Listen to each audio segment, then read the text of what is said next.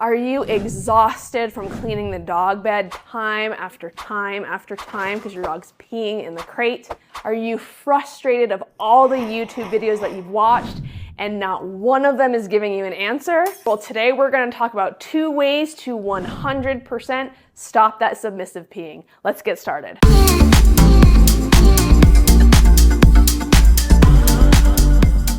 Welcome guys, this is Khan. This is my standard poodle, and Khan pees in the crate in the morning when I take the other dogs out and I don't take him out first. So Khan has submissive peeing and Khan has frustration peeing in the crate. Even as cute as he is, we're going to address this, and I'm first going to talk about why these things can happen, barring any medical issues. So if you think your dog has a UTI, or if your dog has not been checked out by a vet and there might be some medical issues, make sure that those are cleared up first before you try these training techniques, because training techniques, as much as we love them, don't work for medical conditions. There's a couple of reasons why dogs do this. One is the dogs are so stimulated, whether that's anxiety, whether that's frustration, whether that's excitement, they are so stimulated that they lose control of their bladders, especially if their bladders are full. The other reason, and we don't see this too often, is just frustration and resentment peeing. I want to get out of the crate, you're not letting me, so I'm gonna pee, so you freak out and then you haul me out of the crate and I get out of the crate. It's a manipulation tactic. Here are 2 different tips on how to address this. The first one is always proactive. This is the more gentle approach. We set the dog up for success. We do everything we can to make dog comfortable so that the dog doesn't pee. So this approach is more about scheduling with your dog and habit. So the first thing you're gonna do is you're gonna move your crate to a low traffic area. So not in your bedroom, not in the living room, not in an area where the dog is always like, what's going on? Their eyes are going left and right, left and right. You want to move them to a low traffic area, a laundry room, an empty bedroom, a garage, a basement. I want them to be by themselves, and here's why. I want your dog to learn how to relax in the crate, and a good proactive method is to remove them from all the excitement. The second proactive approach is when your dog is out, when they're with you, when they're around the house, we still want to keep them calm. Here are some things that are stimulants: food, affection, high-pitched voices, touching. So careful with these items. If we're trying to get our dog to learn how to be calmer so they don't lose control of their bladders and they can practice being calm, careful with food. We want feeding to be very calm. Careful with affection. All of these things are stimulants. So what I generally tell my clients is, if you're taking this more gentle, proactive approach, control yourselves. Control all the stimulants around the dog. Now, I do like this proactive approach, but I'm just going to tell you my opinion is this only goes so far, because you cannot control everybody that comes through your door. You cannot control everything your dog thinks. You cannot control their environment 100% of the time. Mwah.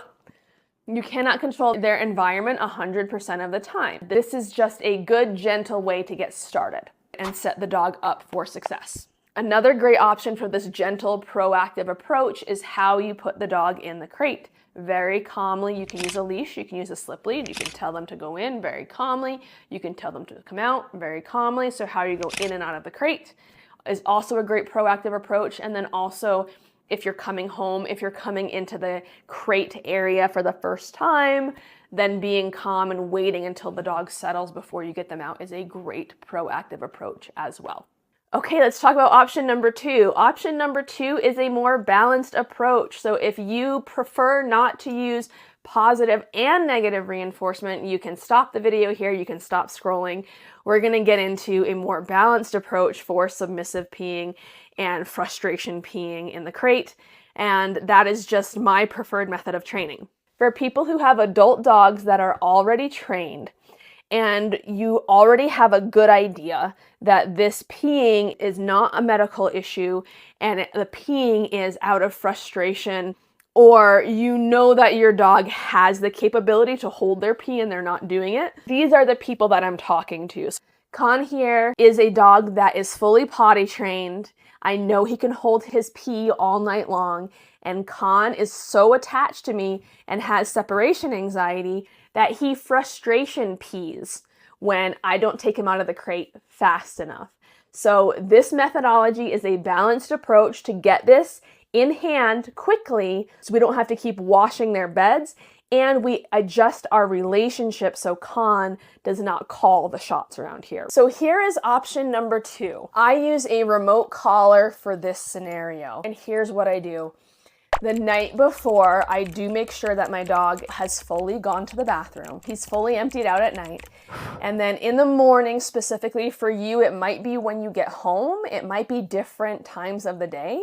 But for me, it's in the morning when he starts to paw at the crate or stand up or get excited or turn around. I use the remote and I push the button and I say, shh, knock it off. I let him know that standing up, turning around, getting exciting, building up to the point where his bladder loses control, or he does it on purpose, building up to that point, I am going to interrupt that and he does need to knock it off. In the morning, when I hear him starting to get up, you can have a camera on your dog too, and here's why I use this. Because of course I'm going to move the crate to a better area. Of course I'm going to be calm with the dog. Of course I'm going to be proactive and try and set them up for success.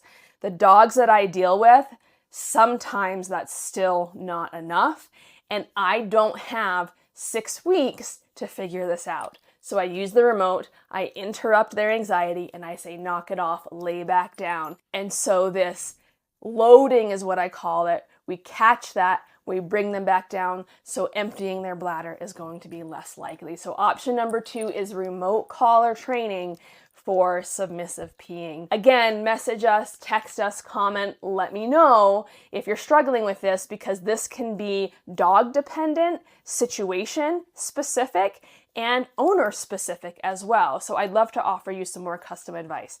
So there you have it, a proactive way and a balanced way to teach your dog how to stop submissive peeing. If you have any questions, let us know, and we'll see you next time.